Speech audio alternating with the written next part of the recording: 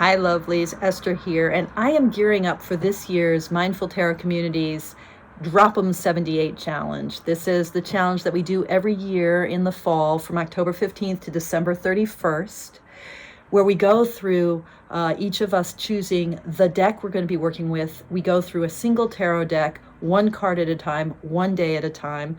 There's some structured ways to work with that deck, and there's a specific order that we go through the deck that's kind of idiosyncratic. It comes out of my mindful approach to tarot. We go through the deck: pentacles, then wands, then cups, then swords, and then the major arcana. So we end up on December 31st with the world. It's really cool. Anyway, I want to invite all of you to get involved. You don't have to do the whole Drop 'em 78. You can dip in, you can dip out.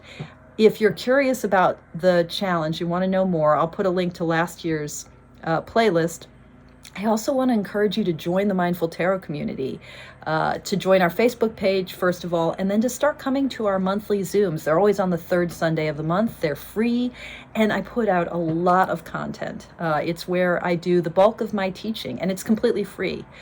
Right now, I'm working on my second tarot book, my third book overall. And so it's just full of all the ideas that I'm percolating with. But also, it's a lovely community. So, you know, my ideas, your ideas, our conversations, our card slinging together, it's quite lovely, and a very lovely and welcoming and warm bunch of people. So look at the links below, join us, and here's what I'm doing now. So I am in the middle. I did this last year for the first time, formally with YouTube videos, but I'm in the middle of figuring out what deck I want to use for my Drop 'em 78 challenge. Last year I did the Lonely Dreamer Tarot. The year before that I did the Wild Unknown. So in the past, what I've done are deck dialogues, where I kind of put decks dueling against each other to sort of see, kind of like a little, I don't know, like a debutante ball or something, or, you know, like just a little interview, a little kind of let's get to know each other, a little speed dating, maybe. I don't know what the right analogy is, to just in an open and unfettered way to start to see whether a deck is the deck that I want to work with right now. So I'm going to begin my deck dialoguing this year, but with a slight difference. Last year, when I was filming these deck dialogue videos, I was just doing really open-ended deck dialogues where I was like, hey, what do you have to say? What do you have to say to me, deck? This year, I'm focusing more on the clarifying of intention. And my encouragement is to use the Drop 'em 78 challenge as a way to explore the emerging or arising intentionality for you right now in your life. Now, what do I mean by the arising intentionality or the arising intention? Frankly, I don't know what that means for you. For me, I know that there's stuff that I'm chewing on. I know that there's stuff that's like clicking around in my head and in my heart, and I'm trying to clarify it.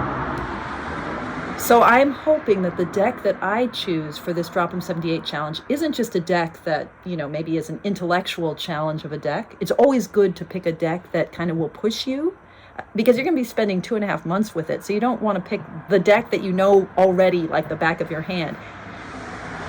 Indeed, you want to pick a deck that's going to kind of force your hand, that's going to open your heart, that's going to unpack things for you. And this year, I want to explicitly frame that as a deck that will help you unpack whatever intention is arising for you. So we begin where we begin, wherever we are.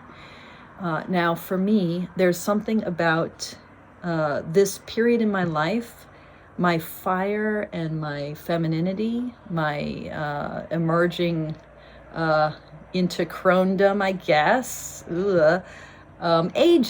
aging as a woman of some fire.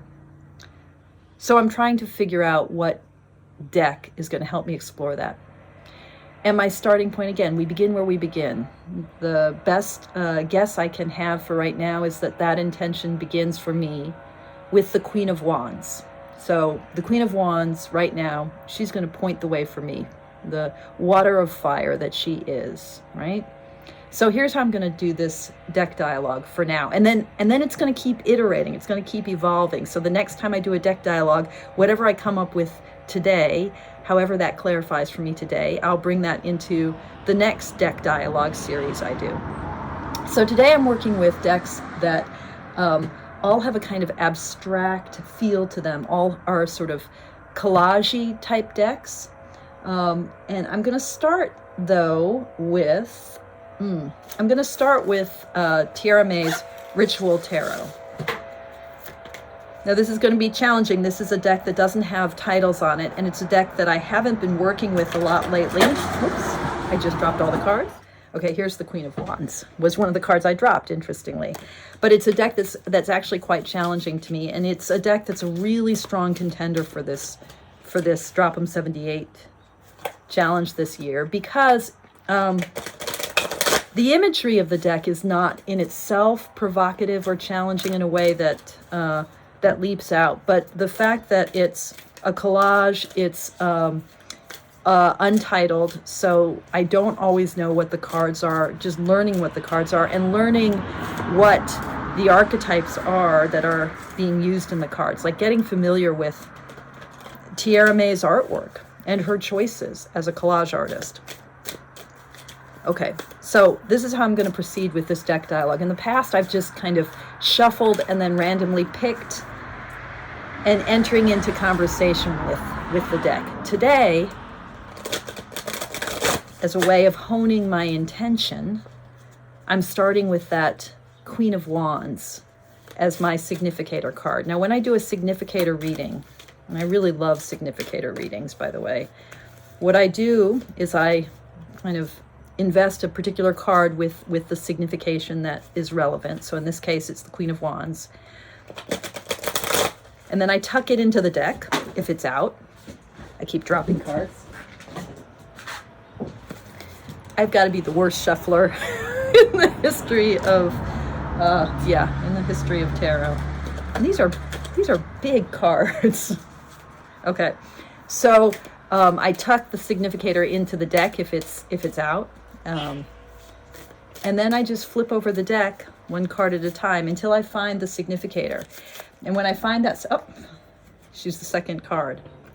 When I find that significator, I pick the card that's above. This is how I do these readings. I pick the card that's above and the card that's below. Now, this is the Empress. I think, is this the Hermit? Okay, I don't know. I don't know this deck well enough.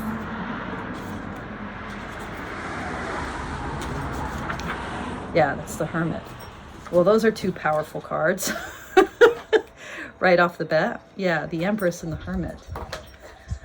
Okay. So you're telling me, I think, now with a deck dialogue, the process is to paraphrase back to the deck what it's brought forward in the form of a question, right? Okay. So I think what you're saying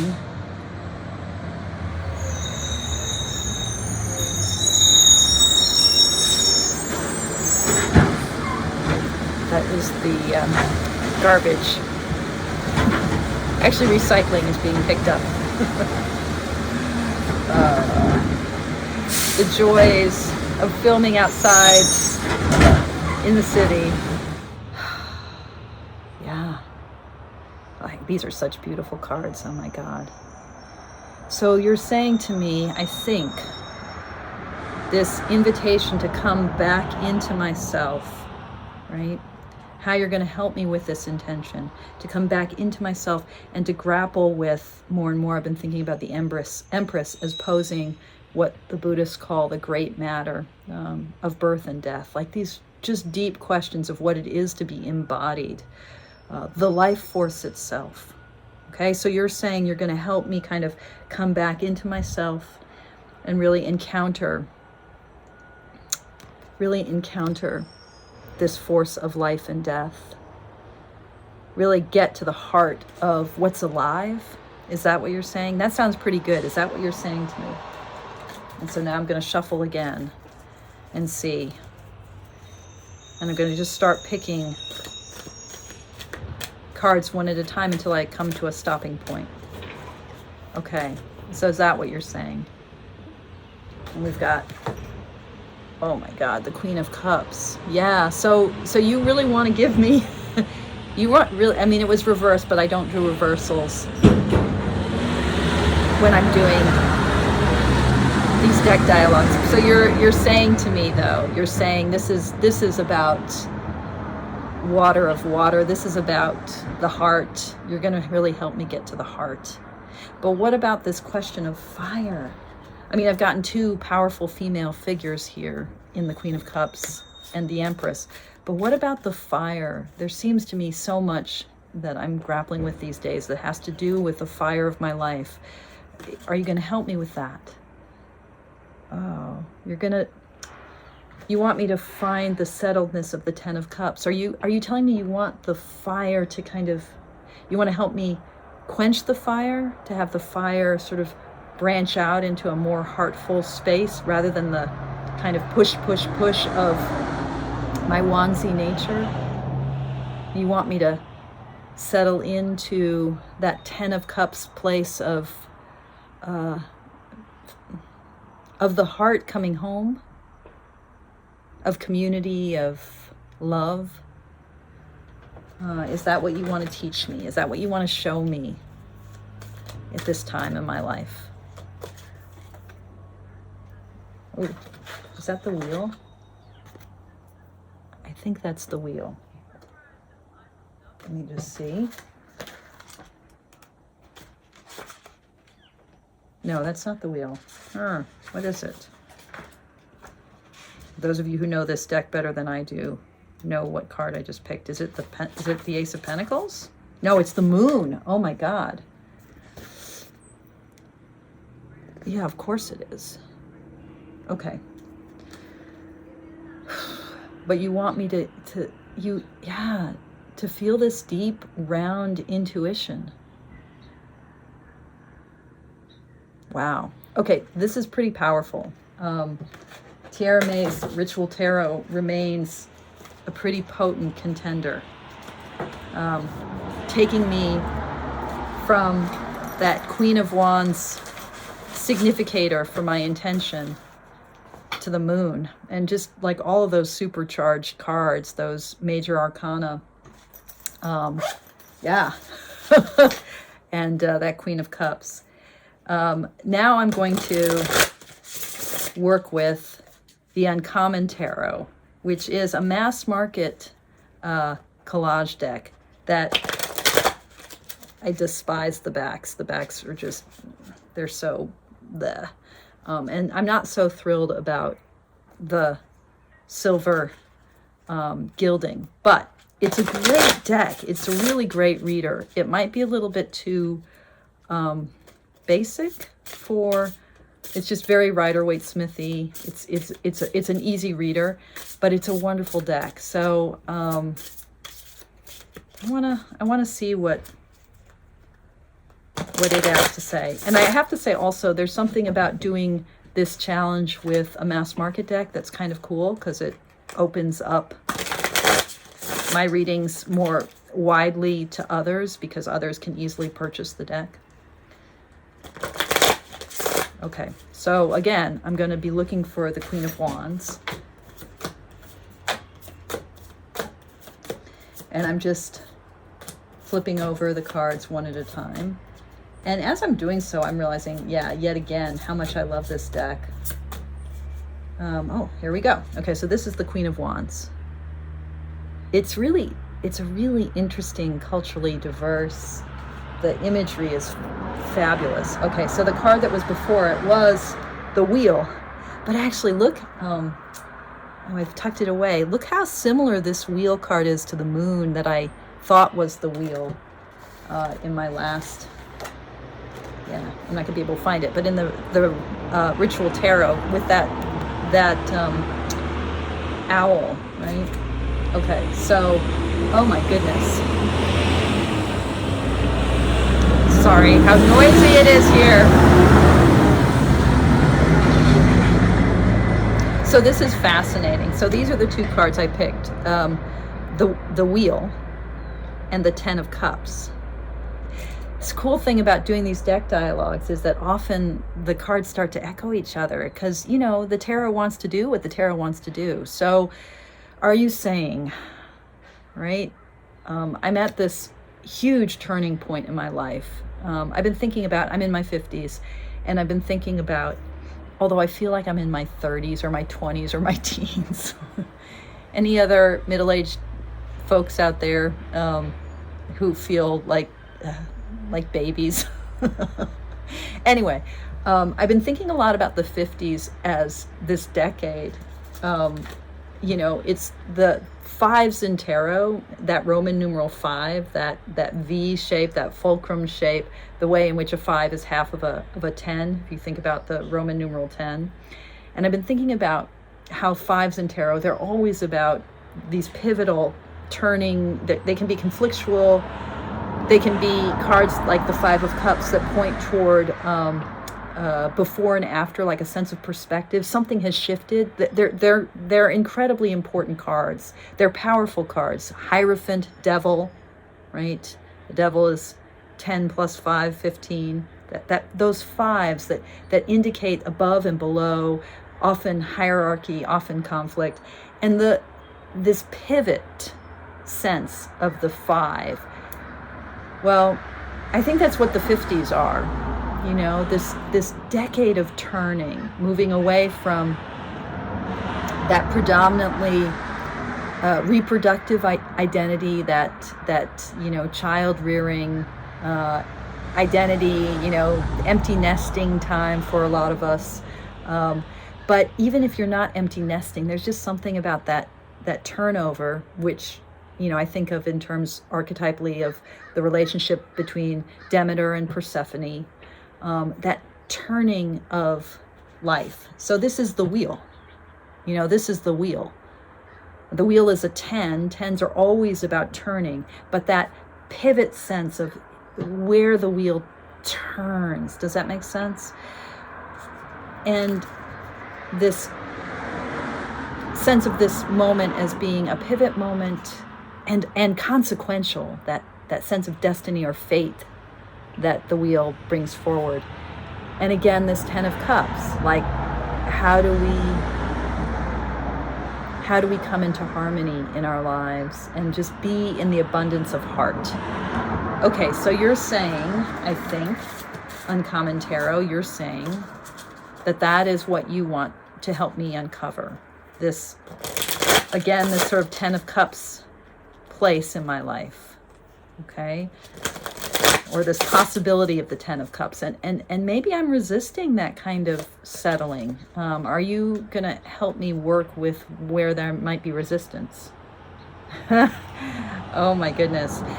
Okay, you're saying like, yeah, 9 of Cups. So, you know, the satisfaction in the self, that fullness of the heart. And oh my God, look how beautiful this 9 of Cups is. Oh my Lord. You know, 9 of Cups is a card that I loathe. It's so funny. It's the wish fulfillment card, right? You know, but I just, that guy in the Waite Smith, you know, big fat burger guy, you know, and this is a beautiful 9 of Cups. So I'm asking about fire, and I'm getting a lot of cups. I'm getting a lot of water here. What about fire? Let me just ask directly. What about fire?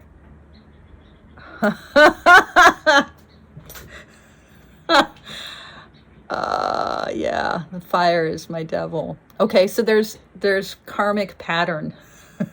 There's patterning here. There's a way in which, I'm so wandsy, right? And you're saying, oh, this is a time of cupsification. Oh, all right. I got the message. And yeah, this is also like reminding me how freaking great a deck this is. So it's not a basic deck. It's a deck that has some real depth. Okay. All right.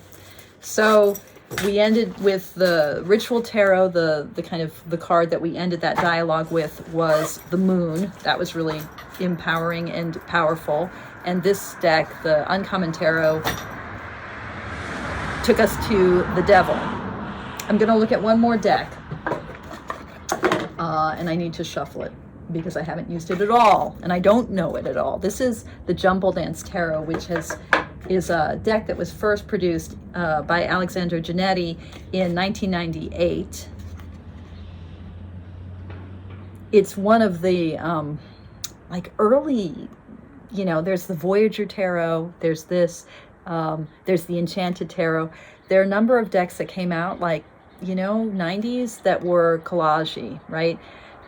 So it's old school, and like Tierra May's handcrafted, that's, oh, I guess that's the right phrasing for it, her Ritual Tarot, this is a deck that does its collaging, you know, old school with scissors, right?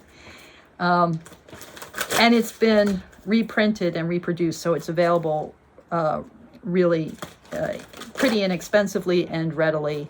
I think through Etsy, is that where or maybe there's a website. I can't remember how I acquired it. Anyway, I don't know this deck very well. Oh, I don't know this deck at all. I'm shuffling it for the first time.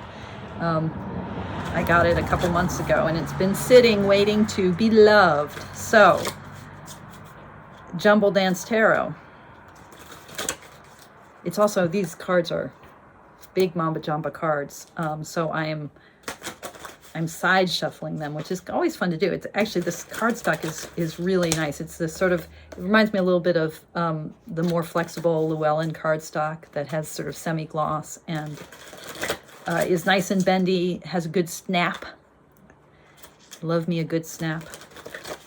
All right, I'm gonna keep shuffling, a little overhand shuffle for good measure. I like the backs with that sort of mandalic sacred geometry.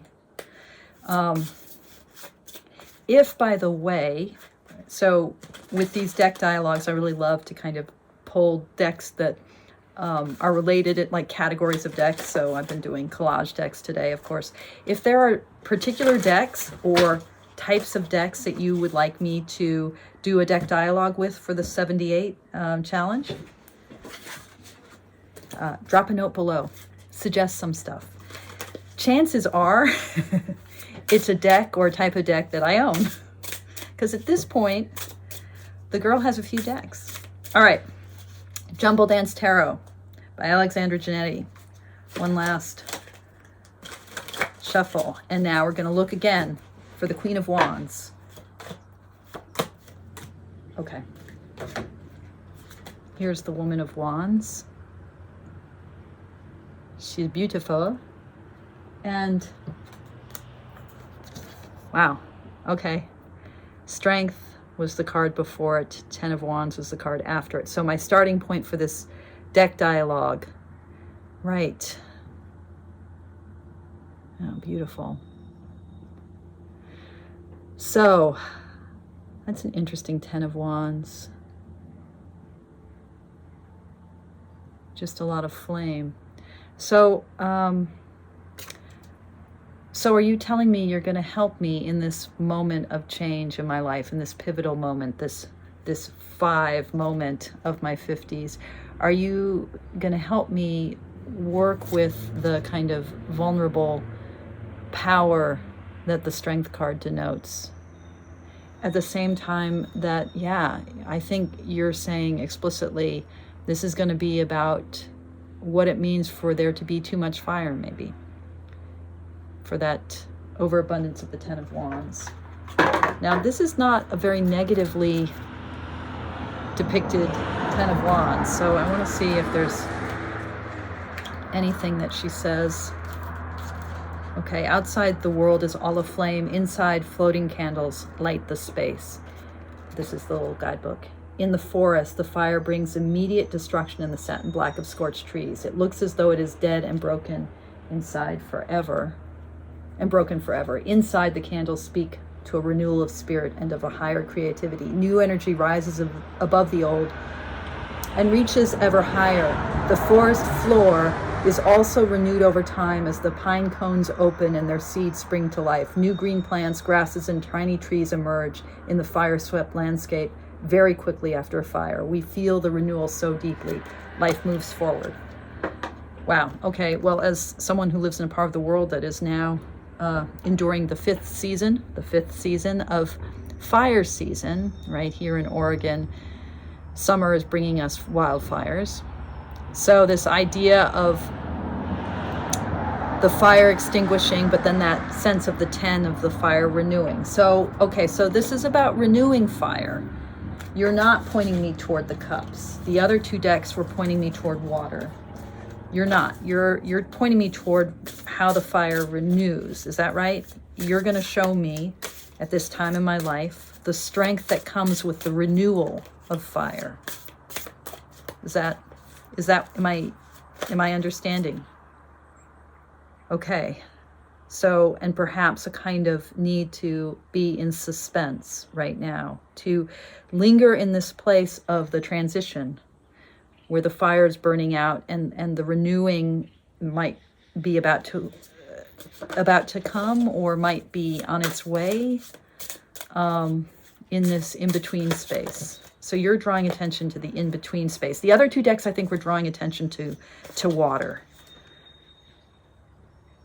You're drawing attention to water too. Okay. There's no way to get away from the Queen of Cups and water and fishes. Okay. All right. Jumbledance Tarot, I'm just one last question. Why should it be you? I mean, you're sort of, why you as opposed to the other two decks? And you're giving me a reverse card. Okay, fair enough. You're saying because you're going to help me deal with grief. Okay. Wow. Okay, this is, powerful, man. This is making me think that my next deck dialogue should start with the Five of Cups.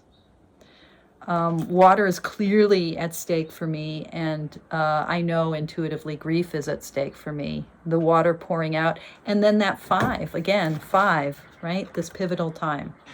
All right, that's all for today. Long enough, 30-minute video. I hope this process that I'm doing makes sense. I'm trying to clarify my intention as I'm trying to pick a deck, right? So ask me any questions below. But even more, I invite you to join the community. All right, y'all. Thank you so much for your practice. Much love.